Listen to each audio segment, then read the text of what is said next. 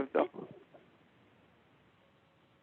some of you yesterday probably heard things that you were not familiar with prior to yesterday. One of the examples is melanin. I wanted to ask if there are questions or comments in reference to that or anything else for that matter that has caught your attention since yesterday or during the previous week or days, okay? Any questions? Pastor, good morning. This is Kathy. I have a question about melanin and some of the things you said yesterday. When you were talking yesterday, you kind of made a statement, and it made me kind of think, and I was about this, and I wanted to raise it today because we didn't go back to it yesterday.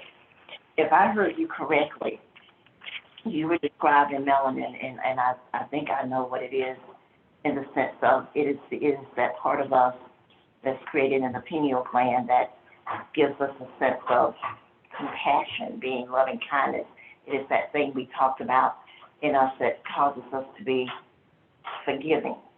And I think basically, if I heard you correctly yesterday, melanin is we see melanin in skin tone. And one of the things that we've been learning and that we've talked about when we talk about melanin is that one of the things that we said is that the less melanin you have, the lighter the skin tone will be.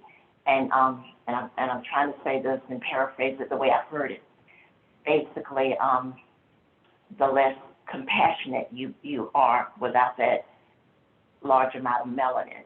So my question becomes, if I heard you correctly, we see what's happening in society and in the world at large right now, and we see that we're getting resistance from the Caucasian.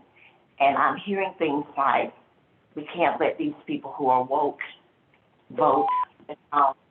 We will eventually be replaced. And so when I hear things like that being said, I'm seeing that this is a push to remain in a place or in a position of power or to continue along the lines of white privilege. So my question becomes, what happens where we are now with people being awakened? What happens if the Caucasian refuses to change? Will he actually become extinct?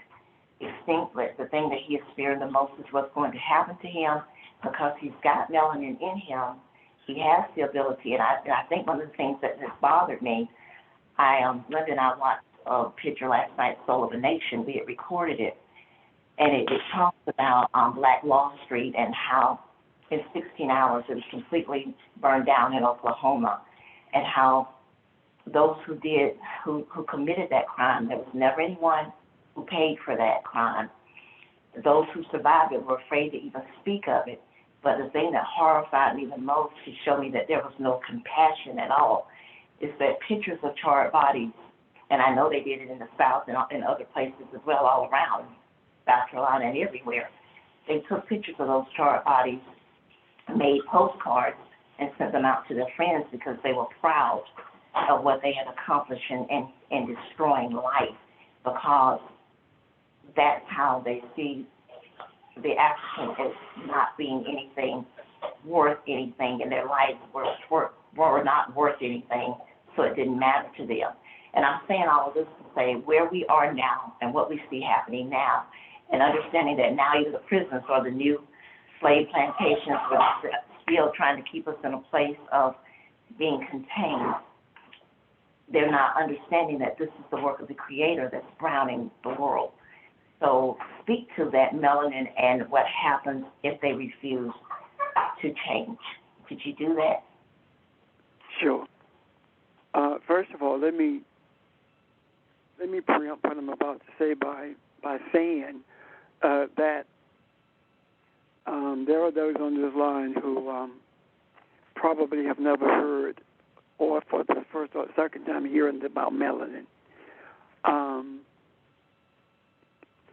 Melanin is, well, let me back up.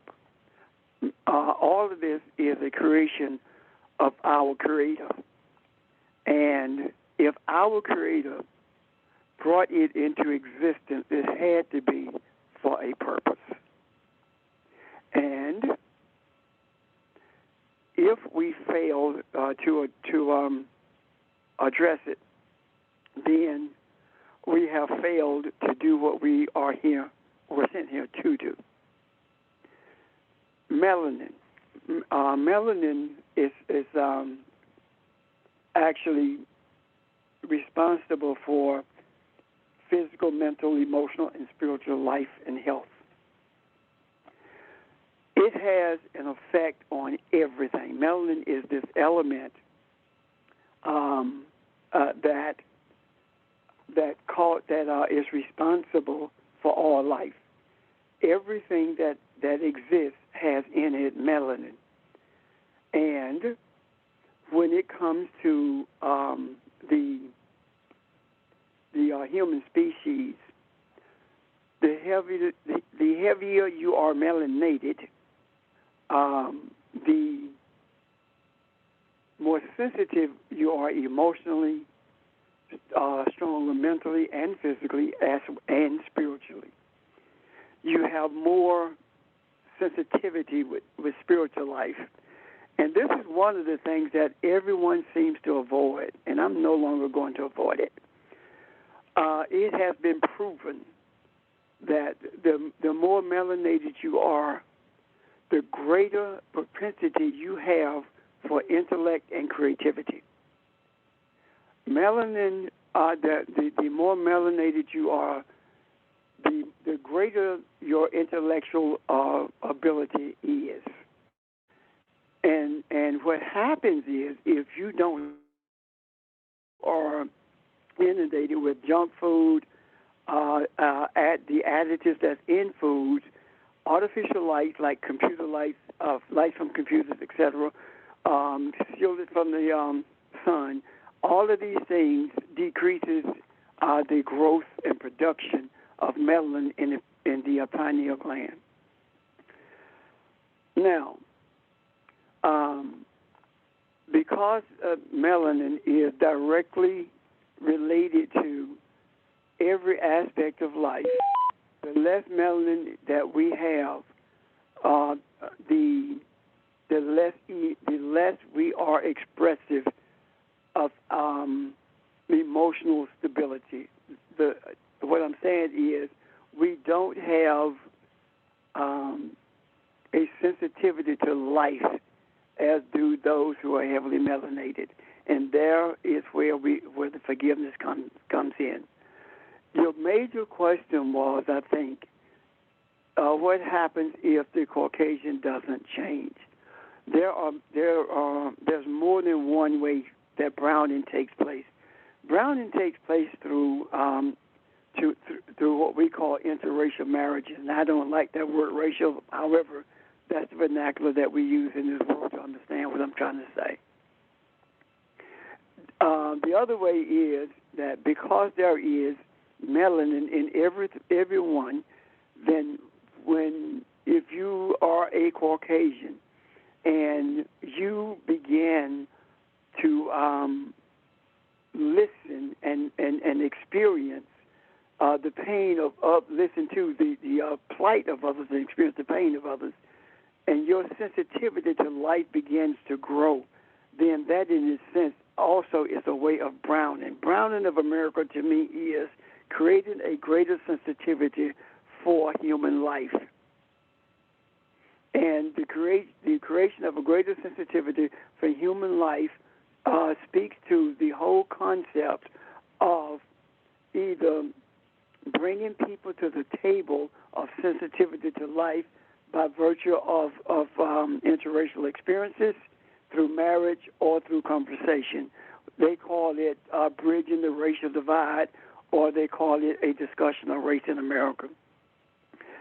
If there is a refusal to change, then the Caucasian attitude will become, if not extinct, it would be so minimal until it would be almost non-existent.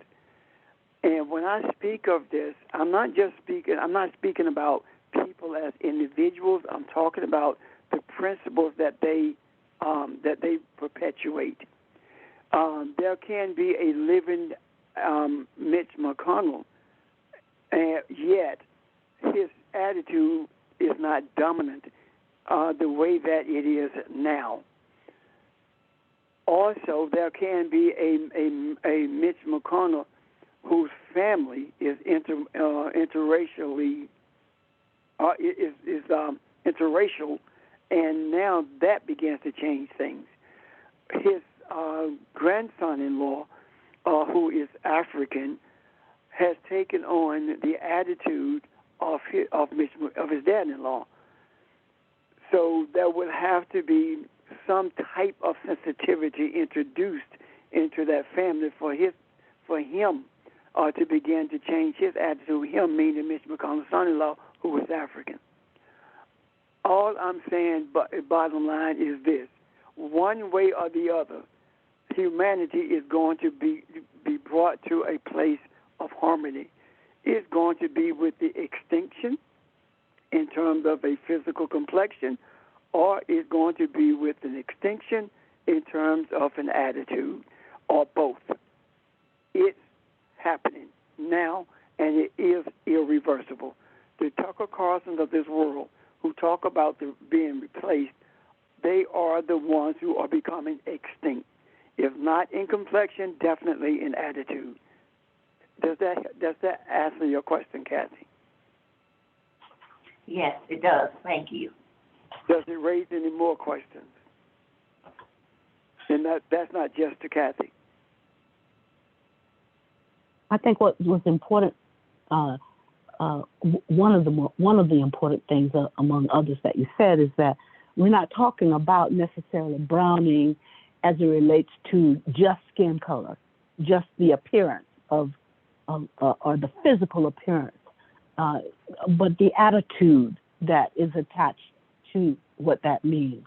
The attitude of being more open, the attitude of being more creative, the attitude of understanding that I have a relationship with everyone, regardless of who they are, regardless of race, et cetera, et cetera. The attitude that I am designed here, and my purpose is to interrelate and to be one and to be forgiving with everyone. So that was what captured my attention, that it was an attitude, and even the attitude of complexion. Because, even some of us, as you said with McConnell's son, some of us have a darker complexion, and our attitude is not there as a result of, i.e., the junk food, i.e., the artificial light, et cetera, where our melanin content, our actual physical melanin content, is not where it should be. So, again, the thing that stuck out for me is the attitude of what browning means. Thank you, ma'am. This is one of the things I want us to also notice, that, first of all, melanin, as important as it is to life, being foundational to life, without it, life does not exist. Yet, there is no discussion of it in a biology class. There is no discussion of it in med school. As a matter of fact, you can graduate from med school and you can be at the top of your profession and never heard of the attributes of melanin or even the existence of melanin. That's how hidden it is. The question is, why? If it's that important, and it is, why is it not discussed? Why is it that you go through chemistry, biology, you go through anthropology, you go through everything in school, all the sciences that relate to human existence, and you still don't hear of melanin? Why? It's not because no one is aware of it. It's because not only are they aware of it, there is an awareness of its properties. And would you please mute your phone? In order to keep the people in check who are the most melanated, you do certain things. You make sure that there are no fresh foods in the grocery stores in their communities, so you put corner stores there with with food that is contaminated with preservatives. You put liquor stores in the communities because alcohol and drugs mitigate the effects of melanin. So you make sure that cocaine and heroin and marijuana and alcohol in those communities. And you stifle the spiritual life by making sure there's a church on every corner. You take that, you take drugs, you take food, and you take religion, and you stifle the properties of melanin in the human body. You reduce the creativity, the intellect, the emotions, etc. And the results of that is high levels of gang activity, disrespect for life itself, and such a disrespect for self until you begin to self-destruct. And those who are not in the street self-destructing through drugs or through warfare are self-destructing in their homes by eating contaminated foods or in their churches by being stifled spiritually and becoming a part of the walking dead.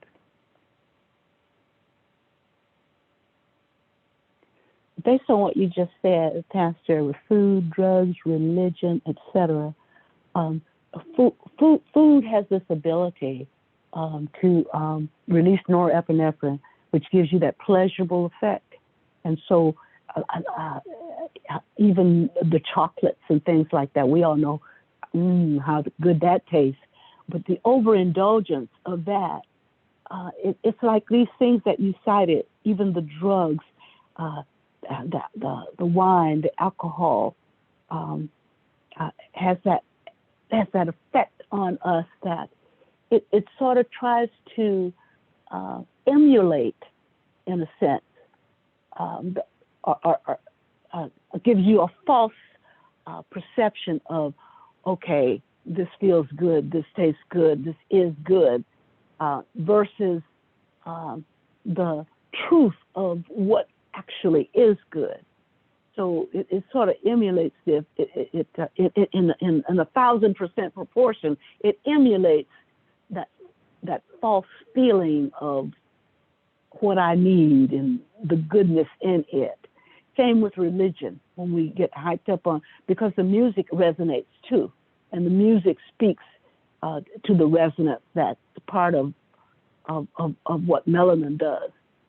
But out of proportion to the words, but the beat of the music also gives this false perception of, okay, I'm good right now. I'm eating good, I'm drinking good, and spiritually I'm good. So all three of these, I don't know if I'm expressing it quite as well as I'd like to, but it gives a false perception of things being all right now. Do you follow what I'm saying? I do. I understand clearly what you're saying.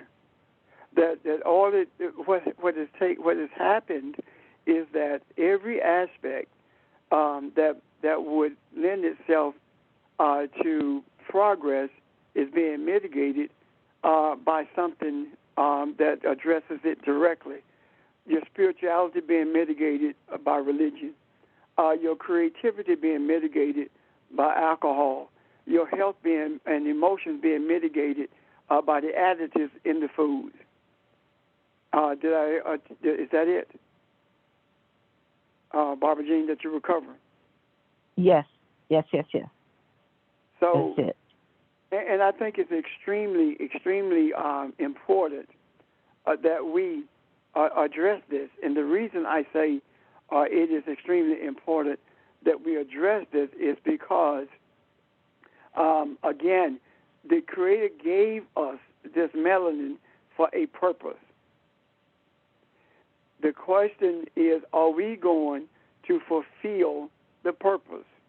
How is it that you could take a group of people and bring them out of servitude physically with shackles, and in less than 50 years, they are some of the most progressive people on the face of the earth.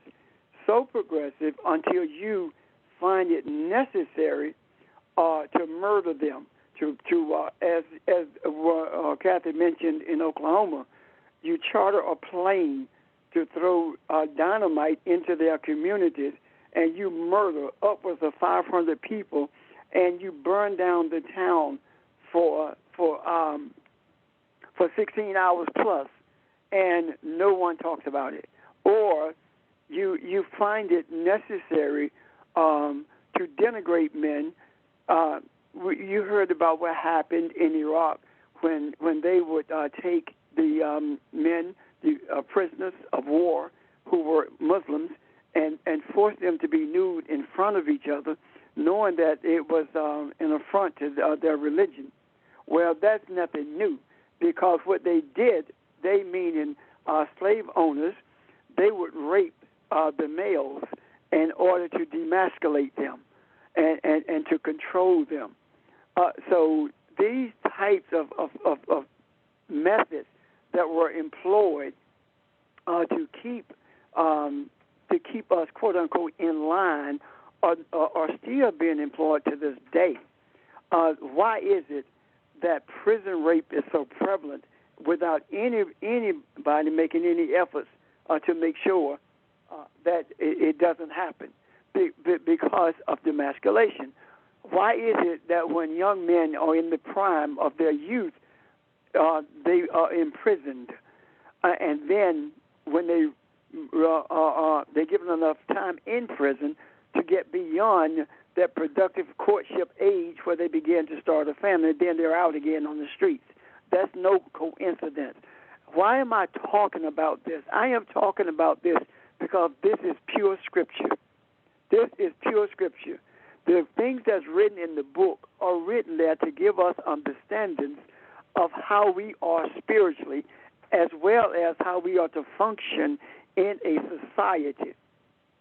The church does not give us that. The church gives us the words that's written on the page, and they are interpreted literally, which makes us literally foolish if we make any efforts to try to literally follow those writings on the pages, knowing that not only have they been mistranslated, misinterpreted, but they are also being misapplied to our lives. So it was very, very necessary for our Creator to shut down the churches so that we could begin to listen with the melanin in our hearts as opposed to the ignorance in our minds. It is necessary for us not only to understand the obligations of the melanated people in this world, but also to understand how the obligations of the melanated people in this world has been used against the melanated people of this world. How so? Every time that we make an effort to speak to the positivity of being melanated, we are told that we are playing the race card. I am here today to tell you the hell with playing the race card. It is time for us to speak the truth without regard to whose toes to step on or whose heart it breaks. First, when we think about it, and honestly, this is not just something that Caucasians do. There are a large number of the Africans on the continent of Africa who have been so oriented toward being Caucasian until they have lost their sense of being. They see themselves as being better than we who were brought here as slaves are. And they fail to understand something. They fail to see that they have been colonized through religion, and they also fail to see that the very thing that they are drawn to in this country, the things that they call a better quality of life, were brought into existence by the ones that they resent, us, the African.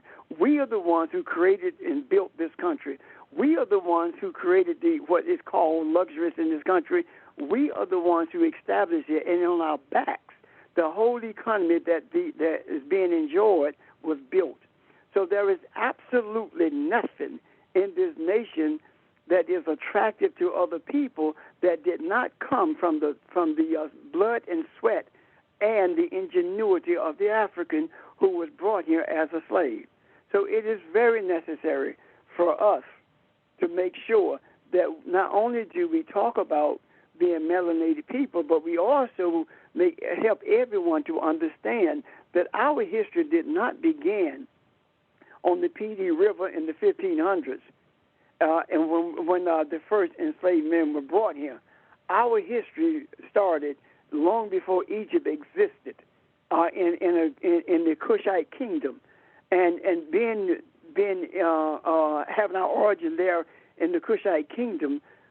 We are the ones who must help the world to understand that a part of our obligation is to make sure that the entire world becomes civilized.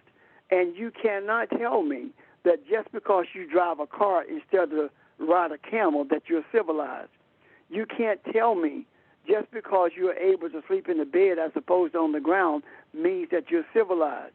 When the most uncivilized men on earth sleep in mansions and ride in private jets and travel on yachts and have more money than anyone on the face of the earth. So civilization is about our interaction with humanity. Civilization is about bringing balance and harmony and peace to humanity. It's not about where you live or how you live in terms of what we call the luxuries of life. Any questions or comments?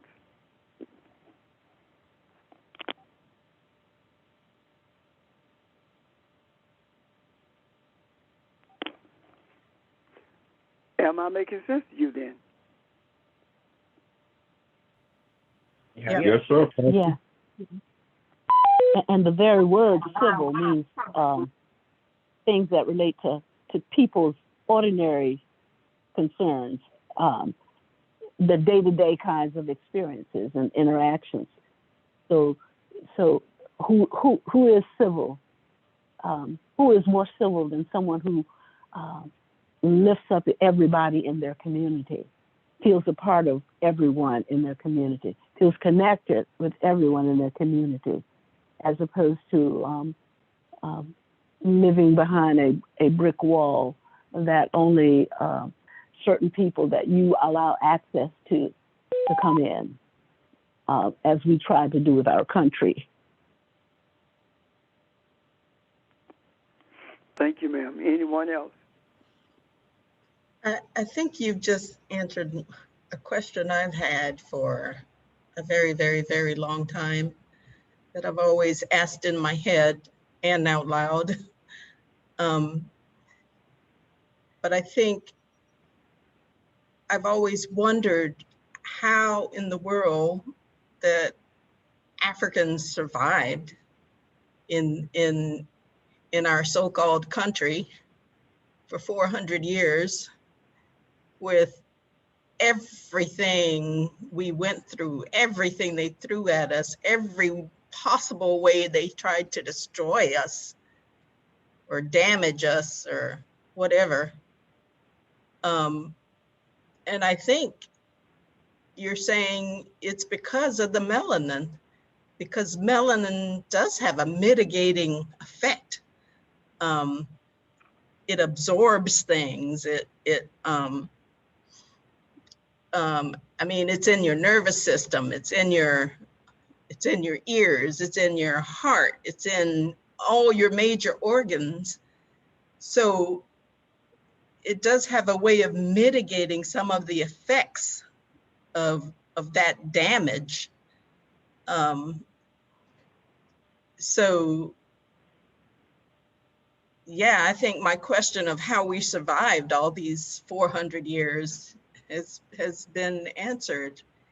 And, you know, without going crazy or without being, all of us totally being schizophrenic or whatever, because man, we have been through the ringer. So yeah, That we have. I think that answers my question. Great. And I don't want us for a moment to think that melanin does anything other than places a large obligation on our shoulders for the purpose of bringing order to the earth. And if we really think about what happens in relationship to the melanin in our bodies, Bart mentioned that the foods that makes us feel good.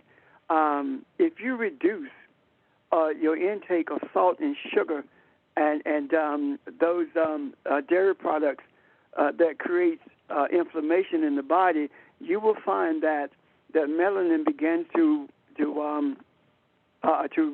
be produced to a greater level in the pineal gland, and not only is your health better, but you will experience depression at less than ever before. As a matter of fact, you can free yourself from depression based on how you eat and making sure that you are exposed to sunlight and exposed to fresh air. You'll be amazed at how relaxing rather it is to walk barefooted in the grass or in the dirt as opposed to walking on concrete or hardwood floors. It makes a difference in your life because it reconnects. It brings about a greater sense of balance and connectivity to the energy of the earth, to the energy of the universe. It makes a huge difference in the way we think and process. It has nothing to do with separation or exclusion, but everything to do with inclusion. Even though when we talk about the history of the African, we are told that we are separating ourselves. No, we are not. We are talking about the history of the African no differently than we talk about the lies of American history that we that we think are true. This is what I profess. If I find it offensive for you to lie to me about who I am and my origin, then I don't care about you being offended by me telling the truth. It doesn't bother me that you are offended by hearing the truth. Maybe that offense that you have for hearing the truth will change the direction of your life. And the thing that really, really gets me is that the most discomfort is experienced by the African when we are talking about the truth of the African. The other day, I am a part of a group that is under EJI, the Equal Justice Initiative, and what we are doing is collecting soil samples around Union County where there were lynchings, and those soil samples will be sent to Montgomery, Alabama, to the it's not called the Lynching Museum, but that's exactly what it is. Anyway, the Legacy Museum, I think it is. It would be sent there, and we were at this particular place, and one of the biographies said that this man was lynched, and his body was brought to this particular church. And there was some question amongst the Caucasians who were part of the group as to whether or not he was buried there. They were saying that it says that he was put in a pauper's grave, but it doesn't mention that it was at this church, but his body was brought to the church. So I'm standing there, and I'm saying, listen, based upon African history, if you bring someone to the church who is dead, and they are put in a pauper's grave, it simply means that they were put in a grave at this church, but they were not a member of the church. They hadn't purchased a grave site here. The other Africans there took offense to me and said, well, we're not going to put that in there because we can't prove that he was buried in. What did that say to me? It says that, well, the white man's ice is colder than the black man's ice. Here I am. I'm standing here. They're talking about a pauper's grave, and because the white man does not understand what a pauper's grave is in relationship to an African church setting, I do. They go to African churches, yet they say, I'm wrong, and the other guy's right. That's where we have to take a stand, regardless of what's being said. If you know that you're right, you stand the ground. And yes, it's going to put you at odds with people, but I would rather be at odds with people for being right than to be at odds with people, than to be in favor with them based on a lie. That's what we have to be. For too long, we have avoided the truth, or we have accepted a partial truth in order for us to go along and get along. Going along and getting along is what got George Floyd killed. Going along to get along is what got Philando Castillo killed. Going along to get along is what got Trayvon Martin killed. It is time for us to stop going along to get along and begin to stand on the truth without regard to what comes next. If I was reared to believe that there ought to be something that you believe in enough to give your life for it, other than your family. There ought to be something in this society that you believe strong enough that you are willing to give up your life for it. And I mean that in a literal and figurative sense. And figuratively, I'm speaking of careers. Literally, I'm speaking of the cessation of breathing. There should be something, and that something to me is to bring harmony to humanity. And there can never be harmony brought to humanity if we do not face the hard truth of the bestiality, of the savagery, of the barbaric attitude that we have experienced in this earth, so that coming face to face with that and forgiving what has taken place is the thing that brings stability to all of us. The church doesn't do that. The church goes along to get along. The church tells us that the government is going to change everything through prayer. That's not. The government doesn't even care about praying. If they did, then we would not have experienced what we did on January 6th. If Christianity was the answer, then why are we still enslaved, but this time in prisons and in communities as opposed to in iron shackles? Which one is worse? Mental enslavement or physical enslavement? At least with the shackles you can see it. But being enslaved by drug-infested communities and being enslaved by preservatives in foods, being enslaved by religion and kept in our place, waiting to go to a heaven that the scriptures don't even speak of, if that is not worse than physical slavery, then you tell me what is. And as long as the African is enslaved, the whole world is enslaved. Because you cannot keep me in a ditch without staying in that ditch with me. You can't keep me enslaved without you being enslaved. And the only way for you to be free is for me to free myself. And the way that I free myself is for me to understand that I am a melanated man.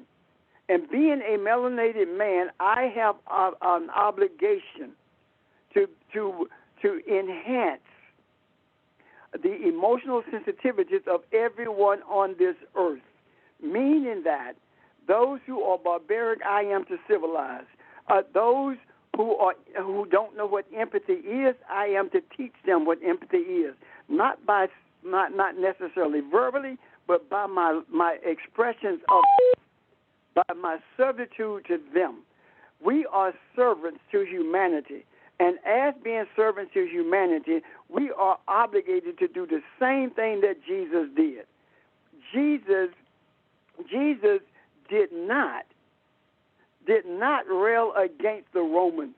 Jesus was an African in an African country occupied by Europeans, and he did not rail against them.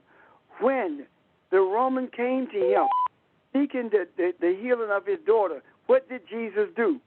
Jesus healed the daughter and said nothing about the occupation. That's where we are today in this earth, and we must come face to face with that. So, having said all of that, let me see if there are questions or comments.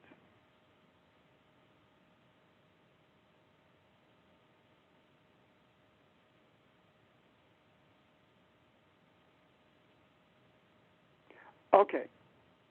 No questions, no comments. I have a comment. This is Barbara. As you spoke, I knew it was connected, but I saw even more of the connection of when the Adam was told to dominate the earth. The Adam gave the animals their named every animal, and the earth was supplied with everything it needed to nourish and to grow plants, et cetera, et cetera. Even from that particular point in time, when men began to enslave each other from years and years before, but particularly the black man, it's as though there was this cosmic, for lack of a better word, this cosmic means of denigrating and keeping us from realizing and understanding who we truly were in terms of our purpose. Not blacks only, but mankind, who we truly were, the Elohim that we were. Because we can only be the Elohim that we are when we understand and acknowledge that we are one and many. And all of this is seemingly has been put in place to keep us from embracing the and many part, even though there are folk physically with less melanin. And even though there are those of us with melanin but have had a post-traumatic cultural issue because we've been indoctrinated with the majority culture of race here in America or everywhere. Even that has caused the suppression of us understanding that we are one and many, which is the spiritual underpinning of all of that. And until I understand that I am one and many, that also keeps me, quote unquote, yoked or enslaved in a sense as well. Absolutely. Absolutely.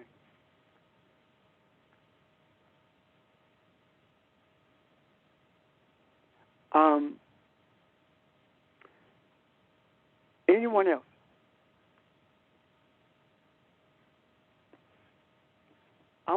If there aren't any other questions or comments, I want to say something before we end.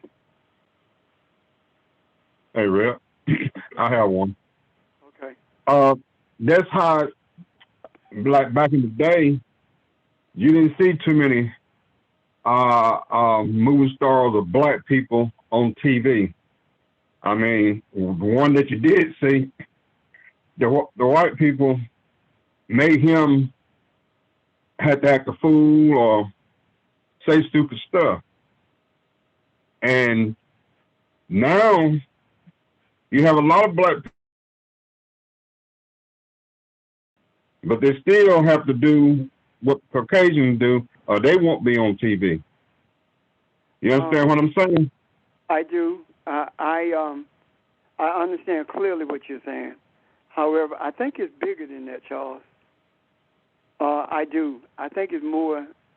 Now, when we look at it culturally, absolutely. But I do think it's a bit more than that. And what I mean by that is, I think that the bigger picture is what takes place in those portions of our society where the majority of us participate, not observe. TV is an observation that does have an influence on how we act. However, participation has a greater influence on how we act, and that greater participation takes place in our communities, be it on the street corner, in a club, a grocery store, but more importantly, in a church or a school. So the places where we should be putting forth the greatest efforts to make sure that the truth is being not only told but experienced would be in our schools and in our churches and communities. Now, what I was going to address is that there are a lot of people, and some probably who are on this phone or were on it and hung up, who only want to hear about the Jesus that was used to keep us in bondage as opposed to the Jesus of the Bible. The nature, the essence of the Jesus of the Bible does not exclude anyone, but it includes everyone. However, the Jesus that we were taught about in our churches excludes anyone who is not a Christian, and it even takes it lower than that, to a lower denominator than that, because it excludes denominations as well. So what I'm saying is this: there are those who have been on the phones who are no longer there because they did not hear the type of preacher deliverance or teacher Sunday school type deliverance that they were accustomed to. Why? We have been taught that if certain things are not said, if certain key phrases are not utilized, then that's blasphemous. Blasphemy speaks to the concept of disconnecting yourself from the power source. So, to tell me that I cannot do what Jesus did is blasphemous. To tell me that it doesn't matter what ethnicity Jesus was, yet you make him a European, that matters. That in itself could disconnect from the power source. To lie to me about the origin of the words in that book, to lie to me about that, and to make every effort to convince me that they are Greek in origin, that in itself is blasphemous. So what I'm saying is this in essence.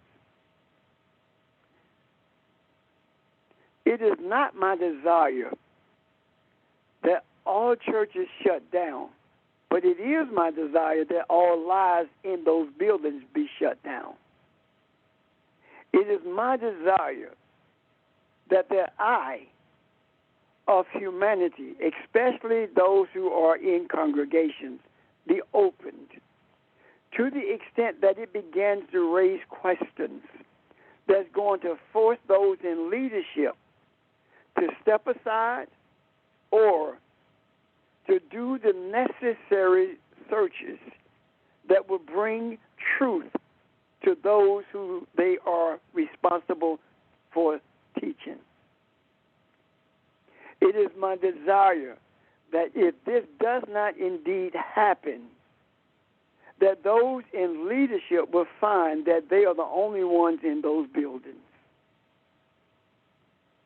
And that people's eyes will be open to the extent that they no longer support, financially or otherwise, the methods of slavery that comes from a pulpit, a culture, a religion that does not preach or teach what's in the scriptures.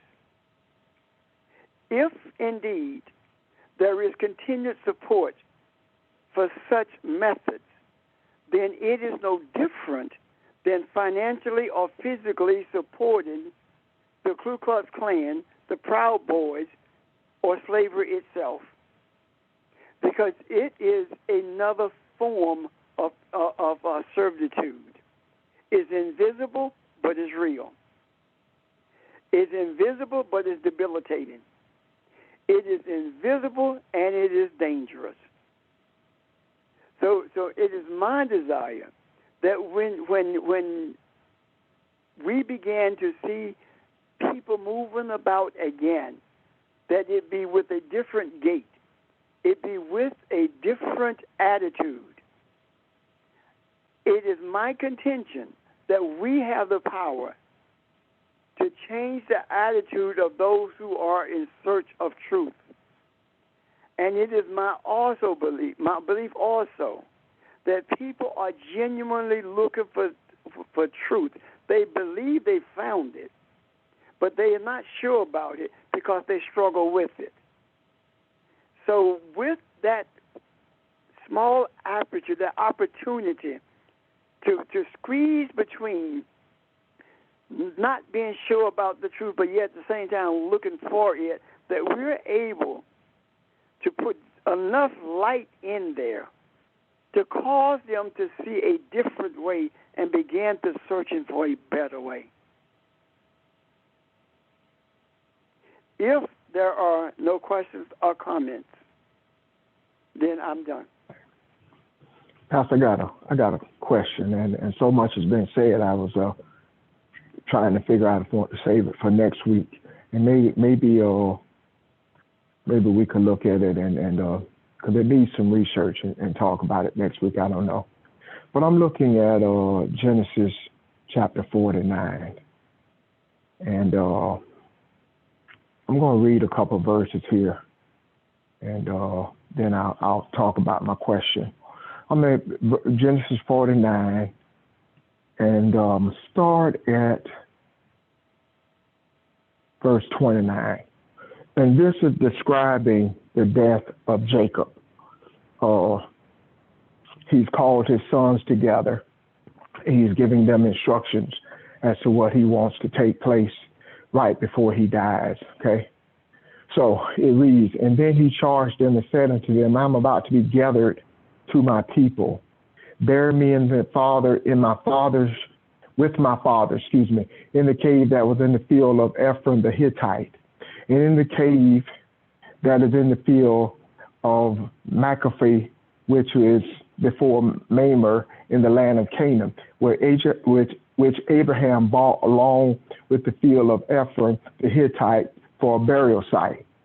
There they buried Sarah. They buried Abraham and his wife Sarah. There they buried Isaac and his wife Rebekah. And there I buried Leah. The field and the cave that is in it purchased from the sons of Heth. When Jacob finished charging his sons, he drew his feet into the bed and breathed his last and was gathered to his people. My question is kind of two-parted. I'm wondering what it means to be gathered to your people. And I wonder if the African American has missed that, because everything has been stripped away from him, his identity, his language, his spiritualness, and I'm using that word instead of religion, his whole identity and his consciousness as far as being from the land that he was born in, or reared, his ancestors reared in, rather. So everything being stripped away, spiritually, what is this saying? is there, if I want to gain understanding of this to see where we are and what is if anything, this has a meaning for us. I think this is something spiritual, as I know it is because it's in the scriptures, but I'm wondering if it's something that we can glean from this, being African Americans and on the quest that we're on. I hope it makes sense to you, my question. It does. As you were reading, thoughts were going to my head, right? Mm-hmm. And gathering to the people, I thought about maybe we did, but then I thought about something else. We as a people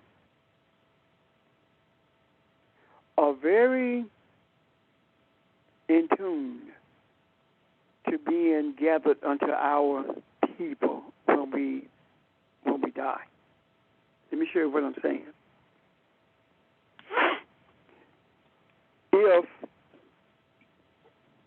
If someone dies, for example, my cousin died in D.C., but my cousin was gathered unto her people. She was buried in the family plot in a cemetery next to the rest of our relatives.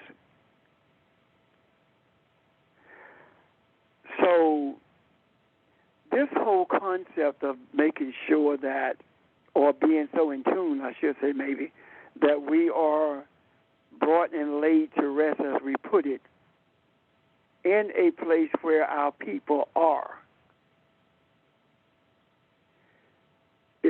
to me, it's saying the same thing. The spiritual essence of that, could it possibly be that we are concentrating the energy of that particular physical, biological group into this place where mistakes can be filtered out and strength can be gained from that energy?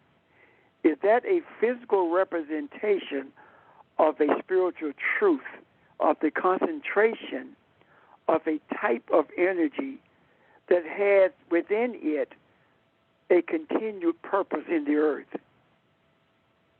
Do you understand what I'm trying to say?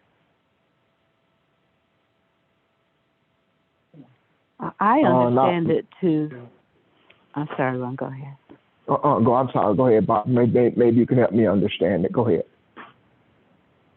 I understand it to be symbolic of the one and many concept that we're talking about, and that being gathered to my people is simply being one with. I mean, I'm seeing it beyond the cultural, which is what we are about as well. We are about seeing things as they affect us culturally, but more importantly, as what affects us and how it impacts globally others.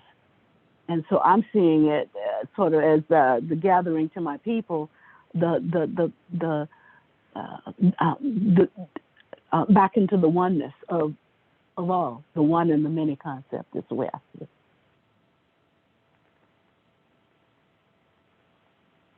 Good morning, Pastor, and everybody. Yeah, am I listening and just giving thought to what has been said?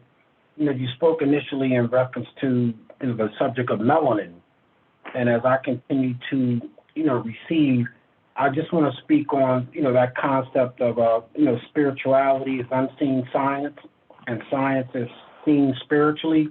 And I think that when you spoke about melanin, I'm just trying to think of the substance of that related to how you're speaking in terms of what has, what the scriptures say, but the true meaning of being able to relate it to melanin and us being able to see the importance of that spiritual enlightenment. Because as you say, in terms of the truth of melanin, which has not been taught or may have not been shared in terms of education as we know it academically. But I think it's important that we esoterically understand it, because I think that's the teachings that need to come forth when you talk about the Kushites. And so I think that, we're in a time and season now that as we continue to study, as we continue to share our spiritual journey, that we can look at this more in a depth way to be able to appreciate who we were created to be, the melanin that we have, and how that relates to our spiritual enlightenment in the times now. So I just wanted to share that thought, because I think the science piece may have been left out because no one really wanted to elaborate on that. So we get the scriptures, but again, I'm just saying in terms of understanding what it means, if that resonates. I'm done. Okay, thank you, sir. Anyone else?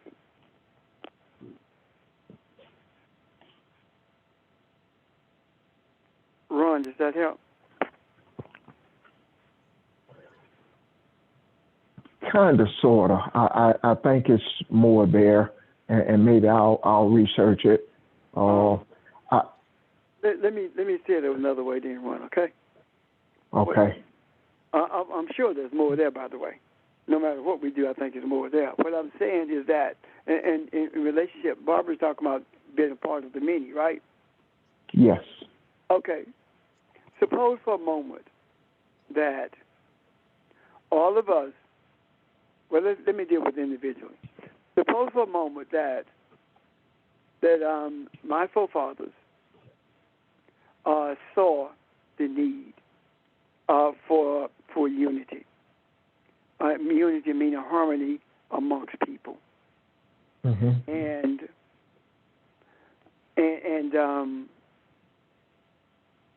what they finally came to realize or to embrace was making efforts to integrate or being with white people was a mistake. We need to be by ourselves. We need to create our own community, our own businesses separate from white people, and just leave us alone.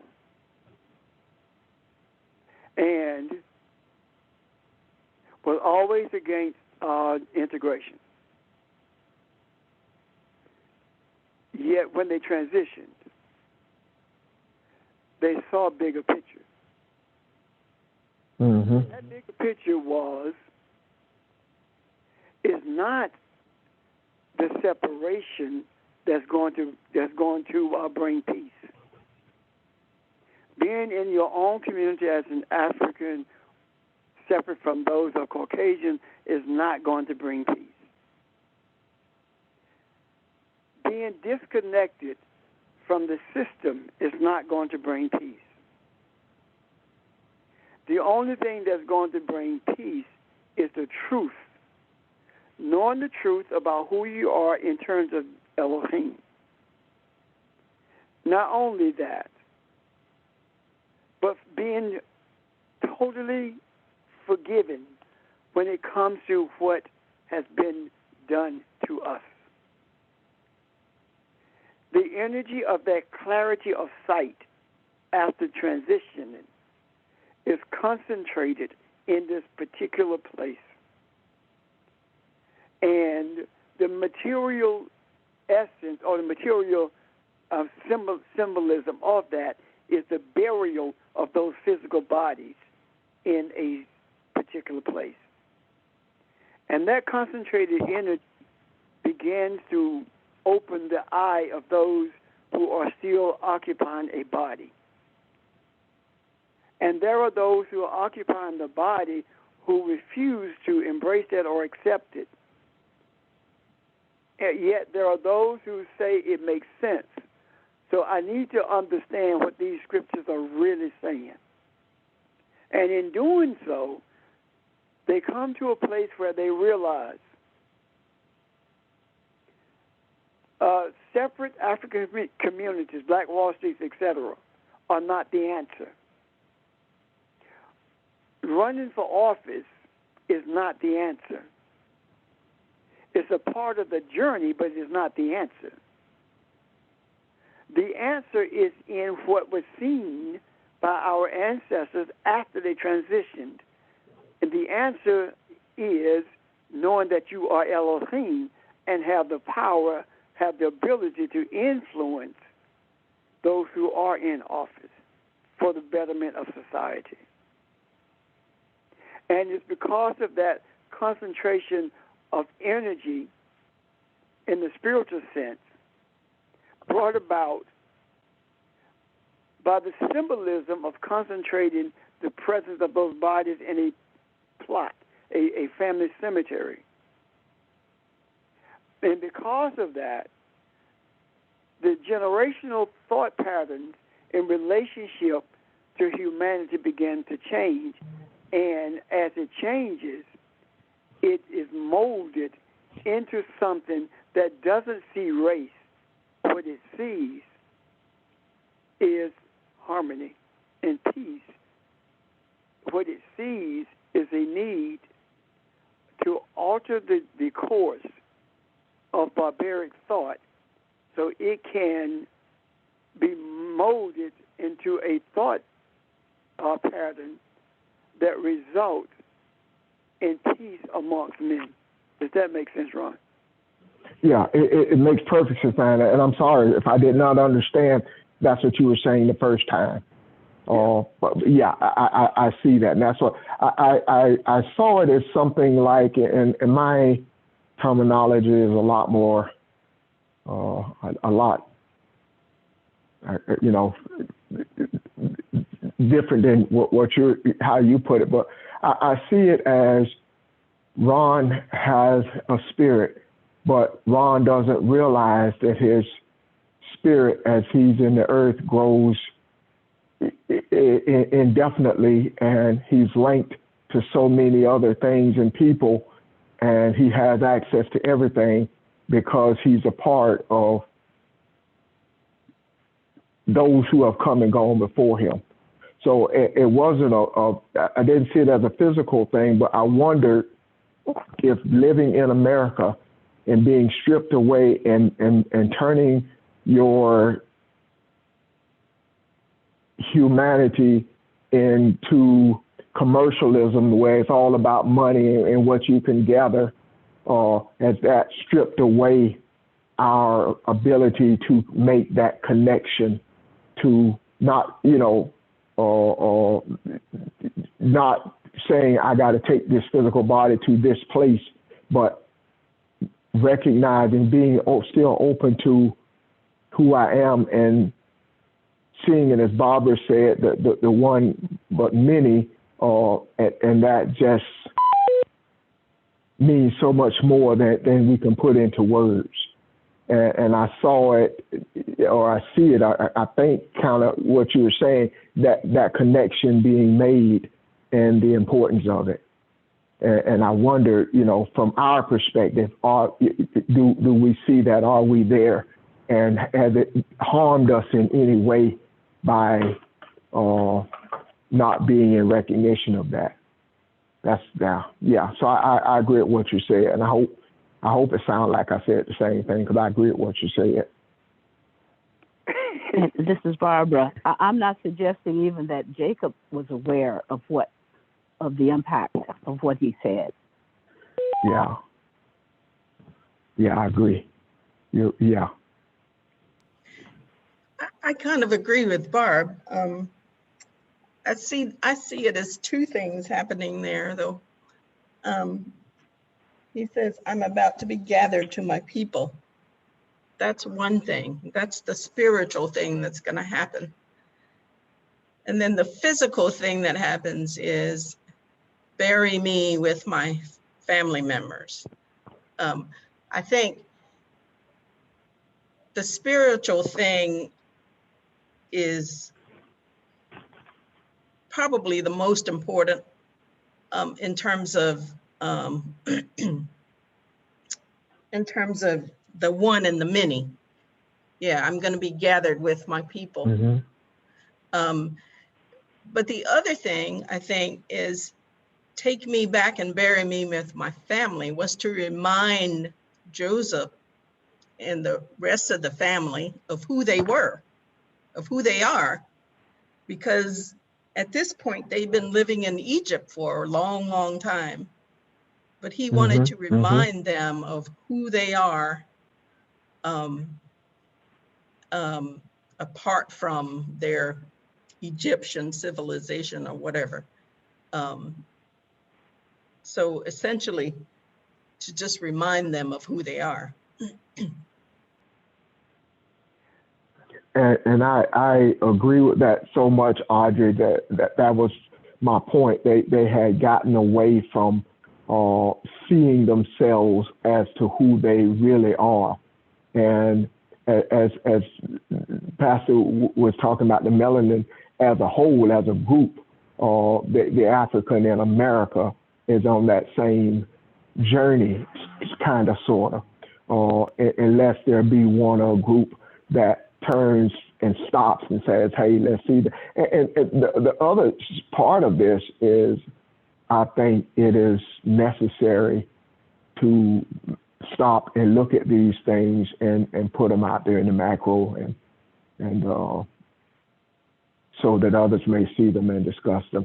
Because as is being said, the melanin increase does not necessarily mean that your skin is going to darken.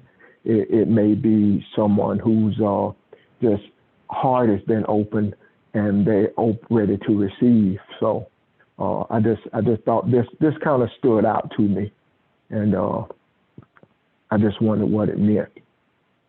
So, but thank you. Any other questions? Yeah. Go ahead. Any other questions for today? Have we got a lot to meditate on? If no other questions or comments, those of you who can will, quote unquote, see you tomorrow evening at 6. All righty. Have a good day. Okay. Thank you. Thank you. Thank you. Bye, everybody. Bye. Thank Thank you. you, everybody. Thank you. Have a good day. Bye. Have a good afternoon, everybody.